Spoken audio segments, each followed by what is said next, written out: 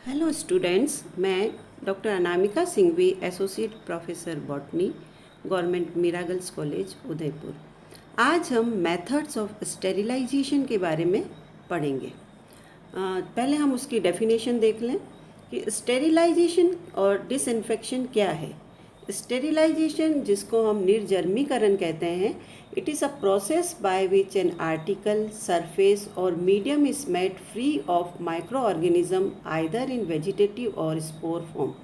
ये वो प्रोसेस है जिसमें से माइक्रो ऑर्गेनिज्म को फ्री करना है, उसके किसी भी फॉर्म में, चाहे वो वेजिटेटिव फॉर्म में हो चाहे स्पोर के फॉर्म में हो, किसी भी सरफेस पर और मीडियम से माइक्रो ऑर्गेनिज्म को फ्री या निर्जर्मीकरण करने की क्रिया स्टेरिलाइजेशन कहलाती है। दूसरी तरफ हम बात करते हैं डिसइंफेक्शन। कई बार स्टेरिलाइजेशन शब्द यूज़ करते हैं हम, कई बार डिसइंफेक्शन। डिसइंफेक्शन का मतलब है निसंक्रमण। It is the destruction of all pathogens or organism capable of producing infections, and all organism may not be killed, but the number is reduced to a level that is no longer harmful to health. Disinfection या निसंक्रमण क्या है? ये सारे pathogens या micro organism जो कि infection कोज करने के लिए उत्तरदायी है, उसको डिस्ट्रक्ट करते हैं, उसको ख़त्म करने की कोशिश करते हैं। और इसमें ये ज़रूरी नहीं है कि वो माइक्रो ऑर्गेनिज्म मरे, मगर उसका नंबर इतना रिड्यूस हो जाता है, इतने कम हो जाते हैं संख्या में, कि वो किसी भी तरह से हार्मफुल नहीं होते हैं।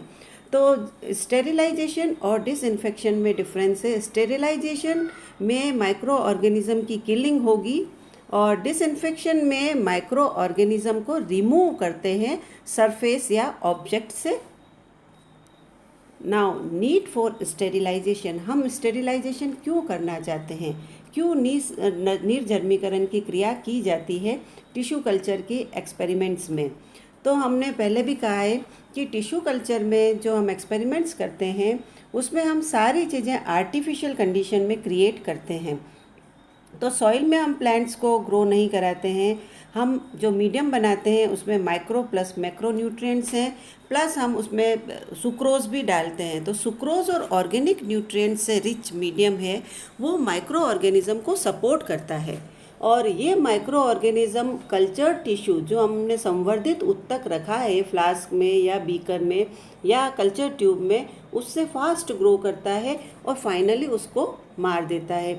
और कंटेमिनेंट्स जो है वो कई बार मेटाबॉलिक वेस्ट सिक्रीट आउट करते हैं और उससे भी प्लांट टिश्यू के लिए वो टॉक्सिक या विषैले साबित होते हैं। इसलिए बहुत ज़रूरी है कि हम अगर कोई भी एक्सपेरिमेंट करते हैं टिश्यू कल्चर का, तो वहाँ स्टेरिलाइजेशन किया जाए। बिना स्टेरिलाइजेशन के हमारी सारी मेहनत और सारा पैसा व्यर्थ जाता है, क्योंकि आर्टिफिशियल कंडीशन में हमें जो क्या कहते हैं ग्रोथ चैम्बर यूज़ करना होता है, उसमें हम सब एयर कंडीशनर लगाते हैं, हम आर्टिफिशियल लाइट की व्यवस्था करते हैं, हम आर्टिफिशियल ह्यूमिडिटी की व्यवस्था करते हैं, प्लस हम बाहर से ग्रोथ रेगुलेटर्स को भी इसमें इंक्लूड करते हैं जो काफ़ी एक्सपेंसिव, महंगे होते हैं। इसलिए ये ज़रूरी है कि अगर हम टिश्यू कल्चर में लार्ज स्केल प्रोटेक्शन कर रहे हैं तो उसमें जो चीप होना चाहिए, मतलब सस्ता मटेरियल जो बाहर आ निकले वो हो, ताकि हम कमर्शियल लेवल पर उसको यूज़ कर सकें। तो इसके लिए स्टेरिलाइजेशन बहुत आवश्यक नीड है। बिना उसके हमारा टिश्यू कल्चर का कोई एक्सपेरिमेंट सक्सेसफुल नहीं हो सकता है। देन हम सोर्सेस ऑफ कंटेमिनेशन की बात करें कि जब हम मीडियम बनाते हैं तो उस मीडियम या माध्यम में किस तरह से कंटामिनेशन हो सकता है, किस किस चीज़ों का वहाँ पर संक्रमण हो सकता है। तो हम देखते हैं कि कल्चर वेसल कंटेमिनेटेड हो सकते हैं, मीडियम खुद में कंटेमिनेशन हो सकता है, एक्सप्लांट जो हम बाहर से लाए हैं वो कंटेमिनेटेड होता है, क्योंकि हमें पता है ना कि माइक्रो ऑर्गेनिज्म सब जगह मौजूद है। एनवायरनमेंट है जो ट्रांसफ़र एरिया का, जहाँ पर हम मीडियम में ट्रांसफ़र करते हैं एक्सप्लांट को, वो हो सकता है। इंस्ट्रूमेंट्स जो यूज़ करते हैं प्लांट मटेरियल को हैंडल करने के लिए, वो कंटेमिनेटेड हो सकते हैं। एनवायरनमेंट जो कल्चर रूम का है वहाँ भी माइक्रो ऑर्गेनिज्म हो सकते हैं, और जो ऑपरेटर है वो खुद भी कंटेमिनेंट का कैरियर हो सकता है। तो ये सारे सोर्सेस हैं मीडियम को कंटेमिनेट करने के लिए, जिसको फ्री करना हमारे लिए बहुत ज़रूरी है टिश्यू कल्चर के एक्सपेरिमेंट को सक्सेसफुल बनाने के लिए। तो मेथड्स ऑफ स्टेरिलाइजेशन की बात करें, क्योंकि स्टेरिलाइजेशन बहुत ज़रूरी है, ये बात हमने अभी कही है, तो अब हम कैसे कैसे उसको स्टेरिलाइज कर सकते हैं। तो दो मेन प्रिंसिपल मेथड्स हैं स्टेरिलाइजेशन के, एक तो है फिजिकल या भौतिक और दूसरा केमिकल या रासायनिक। इन दो तरीक़ों से हम स्टेरिलाइजेशन कर सकते हैं। तो फिजिकल मेथड्स में ड्राई हीट स्टेरिलाइजेशन है, फ्लेम स्टेरिलाइजेशन है, वेट हीट स्टेरिलाइजेशन या स्टीम स्टेरिलाइजेशन की बात करते हैं हम, या फिल्टर स्टेरिलाइजेशन। तो सबसे पहले हम ड्राई हीट स्टेरिलाइजेशन की बात करें, तो ड्राई हीट स्टेरिलाइजेशन में 160 से 180 डिग्री सेंटीग्रेड 3 घंटे के लिए हम एम्प्टी ग्लासवेयर को, scalpel, forceps, needles, filter papers आदि को स्टेरिलाइजेशन के लिए रख सकते हैं। और इसके लिए जो इंस्ट्रूमेंट यूज़ होता है वो है हॉट एयर ओवन। इसके लिए ड्राई हीट स्टेरिलाइजेशन के लिए, जहां टेम्परेचर 160 से 180 डिग्री सेंटीग्रेड रखा जाता है। यहाँ हॉट एयर उसको स्टेरिलाइज करती है, पूरे के पूरा एनवायरनमेंट स्टेरिलाइज होता है, जिसके अंदर हम एम्प्टी ग्लासवेयर रख सकते हैं और इंस्ट्रूमेंट्स रख सकते हैं। देन दूसरा है फ्लेम स्टेरिलाइजेशन। फ्लेम स्टेरिलाइजेशन तब किया जाता है जब हम कोई मटेरियल ट्रांसफ़र कर रहे होते हैं, तो फ्लेम जो आगे है उसकी स्प्रिट लैंप या बुनसन बर्नल उसमें यूज़ करते हैं, जहां कुछ फ्यू सेकंड्स के लिए जो मेटेलिक इंस्ट्रूमेंट्स हम काम में लेते हैं उसको स्टेरिलाइज कर दिया जाता है। और इसमें हम जैसे लूप है, स्कैल्पल है, फॉरसेप्स आदि यूज़ करते हैं। आजकल फ़िल्टर स्टेरिलाइजेशन की बजाय वहाँ पर यूज़ करते हैं glass bead sterilisation. Glass bead sterilisation भी किया जाता है। उसमें हम क्या करते हैं, क्रूसिबल में ग्लास बीड्स होती हैं, वो ग्लास बीड्स जो कि कांच की छोटी छोटी गोलियां होती है, वो बोरोसिलिकेट ग्लास की बनी होती है, जो कि हाई टेम्परेचर को टॉलरेट कर सकती है। तो वहाँ टेम्परेचर लगभग 250 हाई वॉट हीटिंग एलिमेंट से 250 डिग्री सेंटीग्रेड टेम्परेचर कुछ मिनट्स के लिए उसमें क्रिएट किया जाता है। तो जो भी क्या कहते हैं काम में लेने वाले इंस्ट्रूमेंट्स हैं, जो हम ट्रांसफ़र के लिए प्लांट मटेरियल को कट करने के लिए और उसको इनोक्यूलेट करने के लिए काम में लेते हैं, जैसे फॉरसेप है, निडल है या स्कैल्पल है, उन सबको उसमें डिप करके रखते हैं और फिर बाद में काम में लेते हैं ताकि वो कंटेमिनेशन फ्री हो जाए। फ्लेम स्टेरिलाइजेशन करने से पहले भी हम उनको डिप करके रखते हैं इंस्ट्रूमेंट्स को 95% अल्कोहल के अंदर, और फिर उसको फ्लेम से स्टेरिलाइज करके उसका माउथ, ग्लासवेयर का माउथ भी फ्लेम के ऊपर खोलते हैं ताकि किसी भी तरह की कोई भी कंटेमिनेशन की वहाँ पर संभावना नहीं हो। तो जो अल्कोहल हम वहाँ पर फ्लास्क में भर के रखते हैं उसको हमको जनरली बार बार चेंज करते रहना चाहिए, क्योंकि एक बैक्टीरिया है बैसिलस सर्क्युलेंस, वो बैक्टीरिया 1 वीक से भी ज़्यादा समय के लिए परसिस्ट कर जाता है उस अल्कोहल में। तो उसको हटाने के लिए हमें उसको चेंज करते रहना चाहिए ताकि कहीं से भी किसी भी कंटेमिनेटेड सोर्स की संभावना नहीं हो जो कि ट्रांसफ़र हो इनोकुलेशन के रूप में। फिर तीसरा जो इम्पोर्टेंट है वो है स्टीम स्टेरिलाइजेशन या वेट हीट स्टेरिलाइजेशन की हम बात करते हैं, जिसमें जो इंस्ट्रूमेंट काम में लेते हैं वो है ऑटोक्लेव। ऑटो मतलब सेल्फ और क्लेव मतलब सीलिंग। तो ये एक सेल्फ सीलिंग अपैरेटस है, जैसे कि हम घर में प्रेशर कुकर काम में लेते हैं, लगभग उसी तरह का थोड़ा सा रिफाइंड फॉर्म है। इसमें 121 डिग्री सेंटीग्रेड पर 15 पाउंड प्रेशर पर स्क्वायर इंच कितनी देर के लिए, 15 से 40 मिनट, ये डिपेंड करता है कि हमारा मीडियम क्या है, उसका वॉल्यूम क्या है, उस हिसाब से हम स्टेरिलाइज करते हैं। 121 degree centigrade temperature 250 degree Fahrenheit के बराबर होता है, और ये वो टेम्परेचर है जिस पे कोई भी माइक्रो ऑर्गेनिज़म जिंदा नहीं रहता है। तो हम इसमें मीडियम है, कल्चर वेसल है, प्लास्टिक वेयर है, कंटेमिनेटेड कल्चर्स आदि को इसके अंदर रखकर स्टेरिलाइज करते हैं। अब मीडियम को हम हमेशा स्टीम स्टेरिलाइजेशन ही करते हैं, मीडियम को हम हॉट एयर ओवन में नहीं रखते हैं। क्यों नहीं रखते हैं?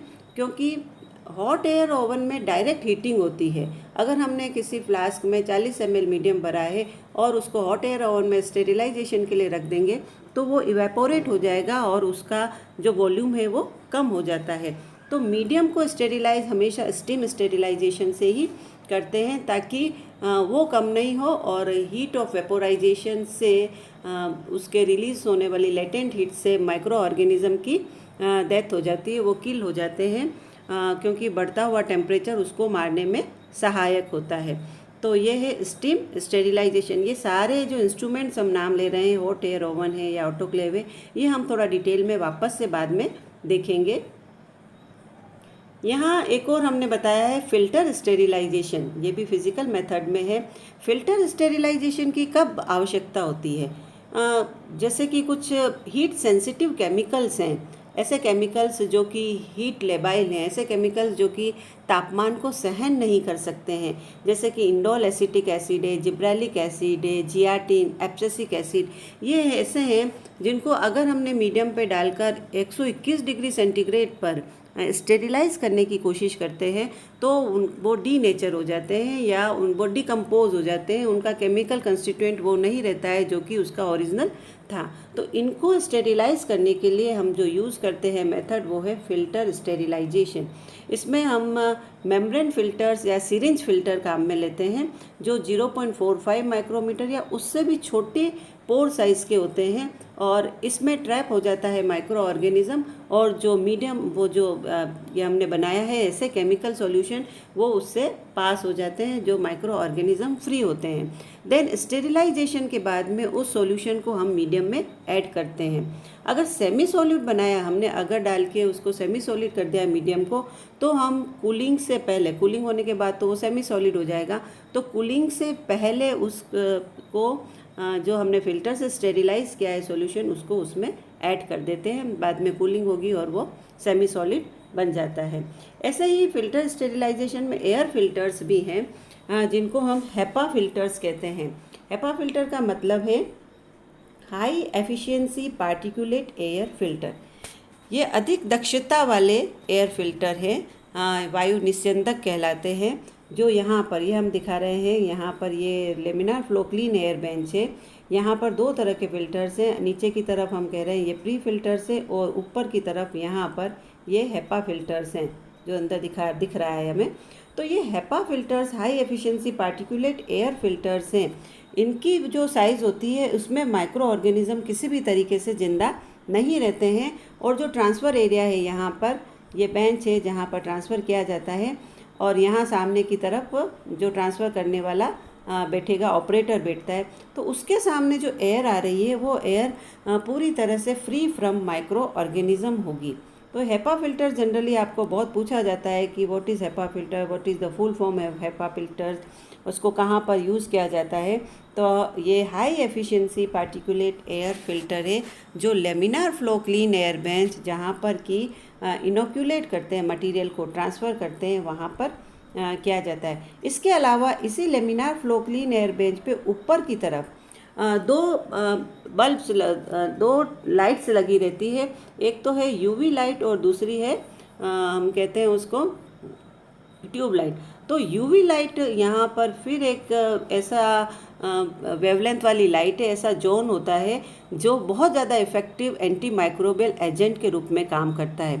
तो अल्ट्रा वायलेट लाइट, जिसकी रेडिएशन वेवलेंथ 200 से 310 नैनोमीटर के आसपास होती है, ये वेवलेंथ न्यूक्लिक एसिड एब्जॉर्ब कर लेता है, और वो न्यूक्लिक एसिड एब्जॉर्ब करता है तो माइक्रो ऑर्गेनिज़म का जो न्यूक्लिक एसिड है या जेनेटिक अपैरेटस है, वो जेनेटिक अपैरेटस पूरा का पूरा डिफॉर्म हो जाता है, और जो बैक्टीरिया, वायरस या कोई भी पैथोजन उसमें मर जाते हैं। साथ के साथ यूवी लाइट क्या करती है, हम वापस देखें कि यूवी लाइट जो मौजूद ऑक्सीजन है उसको ओजोन में बदल देती है, और हमें अच्छी तरह से पता है कि ओजोन में कोई भी माइक्रो ऑर्गेनिज़म जिंदा नहीं रहते हैं। तो क्या है, एक तो इसमें थाइमिन का डाइमर बनता है, मतलब ये न्यूक्लियोटाइड सीक्वेंस को उसमें डिफॉर्म कर देते हैं, न्यूक्लिक एसिड ख़त्म हो जाता है इसका, या उसमें चेंज आ जाता है, वो डैमेज हो जाएगा। और दूसरा, ऑक्सीजन को ओजोन में बदल देता है उस पर्टिकुलर एरिया का।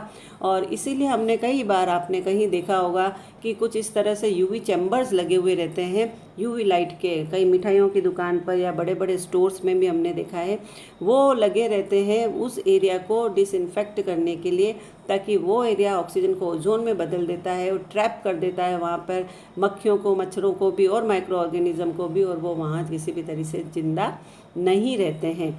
ये यूवी रेडिएशन भी इसमें काम में आता है। तो ये तो हमने फिज़िकल मेथड्स ऑफ स्टेरिलाइजेशन देखे, जिसमें ड्राई हीट स्टेरिलाइजेशन है, फ्लेम स्टेरिलाइजेशन है, देन स्टीम स्टेरिलाइजेशन, फिल्टर और यूवी लाइट स्टेरिलाइजेशन। ये हम ज़रा सा ऐसे बता दें, इनको हम वापस से डिस्क्राइब करेंगे। दिस इज़ ऑटोक्लेव, जो कि प्रेशर कुकर के जैसे काम करता है। प्रेशर के साथ टेम्परेचर बढ़ता है और वो टेम्परेचर स्टेरिलाइजेशन में हेल्प करता है। ये है hot air oven. Hot air इसमें सर्कुलेट होती है और हमने यहाँ 160 से 180 डिग्री सेंटीग्रेड टेम्परेचर मेंटेन करते हैं। दिस इज़ मेम्ब्रेन फिल्टर्स है, जो मेम्ब्रेन फिल्टर्स की साइज़, पोर साइज 0.45 माइक्रोमीटर या उससे भी कम होती है, जिसमें सारे माइक्रो ऑर्गेनिज्म ट्रैप हो जाते हैं। और ये है laminar flow clean air bench, जहाँ पर यूवी लाइट है और फिल्टर से हैपा फिल्टर्स हैं। यहाँ पर हम ये ग्लास बेड स्टेरिलाइज़र भी रखते हैं, यहाँ पर हम अल्कोहल भी रखते हैं, यहाँ पर हम फ्लेम स्टेरिलाइजेशन भी करते हैं। तो ये सारे इंस्ट्रूमेंट्स हैं जिनको हम थोड़ा डिटेल में आपके अलग से सिलेबस में है, उसको हम और डिस्कस करेंगे। अभी एक जनरल हमने इसका आउटलाइन या ओवरव्यू देखा है इन सारे इंस्ट्रूमेंट्स का। तो ये तो हुआ फिज़िकल मेथड ऑफ स्टेरिलाइजेशन। अब हम देखें केमिकल स्टेरिलाइजेशन। हम केमिकल्स के इस्तेमाल करके भी स्टेरिलाइज कर सकते हैं, जिसमें हम देख रहे हैं कि जो मोस्ट कॉमनली यूज स्टेरिलेंट्स है प्लांट मटेरियल को कंटेमिनेशन फ्री करने के लिए, उसमें है इथेनॉल है जो कि 70% यूज़ किया जाता है। सोडियम हाइपोक्लोराइट है जिसमें 0.5 से 5% फ्री क्लोरीन को यूज़ किया जाता है। Calcium hypochlorite 1 to 10% saturated solution. Hydrogen peroxide का 1 to 10% सॉल्यूशन। मर्क्यूरी क्लोराइड का 0.1 से 1.0% सॉल्यूशन। सिल्वर नाइट्रेट का 1% और ब्रोमीन वाटर का 0.5 से 2% सॉल्यूशन है। ये वो अलग अलग रेंज है, डिपेंड करता है कि हमको किस प्लांट मटेरियल को कितने ड्यूरेशन के लिए कंटामिनेशन फ्री करने के लिए चाहिए, तो उस हिसाब से हम अलग अलग कंसंट्रेशन लेंगे। ये सारे केमिकल स्टेरिलेंट्स हैं जिनकी। देन एक जनरल प्रोटोकॉल की बात करें कि जैसे कोई एक्सप्लांट हम फील्ड से लेकर आए हैं, सपोज़ ये एक्सप्लांट हम फील्ड से लेके आए, सपोज़ कि हमने ये नोडल एक्सप्लांट ले आए हैं, ये इनके नोड्स हैं और हमको इसको ट्रांसफ़र करना है ना। अब ये फील्ड से एक्सप्लांट लेकर आए हैं, अब हम इसको कैसे डिसइंफेक्ट करेंगे, मतलब कलेक्शन ऑफ द एक्सप्लांट से ट्रांसफ़र या इनोकुलेशन इन द मीडियम, कैसे कैसे स्टेरिलाइजेशन का प्रोसेस हम यूज़ करेंगे, इसको ज़रा सा एक जनरल प्रोटोकॉल के रूप में हमने यहाँ बताया है। सबसे पहले जो हम एक्सप्लांट लेकर आए हैं, सपोज ये एक्सप्लांट हम लेकर आए थे, इस एक्सप्लांट को क्या करेंगे, हम रनिंग टैप वाटर में सबसे पहले वॉश करेंगे। रनिंग टैप वाटर का मतलब है जब बहते हुए नल पे हम फ्लास्क के अंदर रख के इसको धोने की कोशिश करते हैं, तो जो उसका करंट है उससे बहुत, वाटर करंट से बहुत ऊपर सरफेस पर जो स्टिक हुए हैं वो फोर्स से कुछ ऐसे माइक्रो ऑर्गेनिज्म बाहर धुलकर निकल सकते हैं या निकल जाते हैं। फिर हम क्या करते हैं, उसको वॉश करते हैं डिटर्जेंट से। जैसे डिटर्जेंट हम जनरली हमारी लेबोरेटरी में हम यूज़ करते थे ट्विन 80 या ट्विन 20, प्लस इसमें सोडियम हाइपोक्लोराइड भी डालते हैं और उसको 10 से 15 मिनट तक अच्छी तरह से वॉश करते हैं। डिटर्जेंट क्या काम करता है, डिटर्जेंट माइक्रो ऑर्गेनिज्म और जो सरफेस है उसके बीच में सरफेस टेंशन को कम कर देता है, तो माइक्रो ऑर्गेनिज्म को रिमूव करने में थोड़ी आसानी होती है। और फिर सोडियम हाइपोक्लोराइड यूज़ करते हैं जिसमें एक्टिव क्लोरीन स्टेरिलेंट का काम करती है, तो 10 से 15 मिनट तक हम इसको यूज़ करेंगे। उसके बाद हम क्या करते हैं, उसको वॉश करते हैं किससे, सिंगल डिस्टिल्ड वाटर से। डिस्टिल्ड वाटर जिसको हमने पहले से कहाँ पर ऑटोक्लेव में डिस्टिल कर रखा है, ताकि उसमें उससे कोई माइक्रो ऑर्गेनिज्म का कंटेमिनेशन हमारे एक्सप्लांट पे नहीं जाए। तो सिंगल डिस्टिल्ड वाटर से हम उसको वॉश करते हैं और फिर 70% इथेनॉल में 30 सेकंड्स के लिए डिप करके निकाल देते हैं, फिर वापस वॉश करेंगे और फिर अब हम उसको एक बीकर में कहाँ लेकर जाएंगे, laminar flow clean air bench पर, जो हमने अभी देखा था जहाँ यूवी लाइट वगैरह लगी हुई है। तो वहाँ लेमिनार एयर फ्लो पर उसको वॉश करेंगे 0.1 से 0.2% मर्क्यूरी क्लोराइड का इस्तेमाल वहाँ करते हैं। कब तक? 5 मिनट के लिए, ताकि जो भी माइक्रो ऑर्गेनिज्म अभी भी बचे हुए हैं वो उससे कम्प्लीटली फ्री हो जाए। और उसके बाद में फिर वॉश किया जाएगा 4 से 6 बार अच्छी तरह से सिंगल डिस्टिल वाटर से वॉश करते हैं, ताकि स्टेरिलेंट्स का कोई पॉइजनस या टॉक्सिक इफेक्ट नहीं रहे किसके ऊपर, एक्सप्लांट के ऊपर। फिर हम उसको प्लेस करते हैं मॉइस्ट फिल्टर पेपर पर और फिर इनोक्यूलेट करते हैं, जिसमें करना है फ्लास्क में या कल्चर ट्यूब में, जहाँ भी हमको वॉच ग्लास में जिसमें भी इनोक्यूलेट करना है वहाँ पर हम प्लांट मटेरियल को ट्रांसफ़र कर देते हैं with the help of the tools, जैसे कि हमने कहा फॉर्सेप है, निडल है या स्कैल्पल है, जो हम स्टेरिलाइज़ करते हैं। चाहे हम ग्लास बीड स्टेरिलाइज़र में करें, चाहे हम अल्कोहल में डीप करके फ्लेम से करें। तो ये एक पूरा जनरल प्रोटोकॉल है कि हम एक्सप्लांट को कैसे डिसइंफेक्ट करते हैं। इसी के साथ में इसको हम कंप्लीट करते हैं। Sterilisation and different methods of sterilisation, physical और केमिकल मेथड्स, और स्टेरिलाइजेशन की क्यों आवश्यकता है, और एक जनरल प्रोटोकॉल की एक्सप्लांट को लाकर उसको हम ट्रांसफ़र करने तक कैसे कैसे स्टेरिलाइज करते हैं। और बाकी ये डिपेंड करता है कि कैसा एक्सप्लांट है, उस हिसाब से कैसा ड्यूरेशन है, उस हिसाब से कैसा कंसंट्रेशन है। Thank you.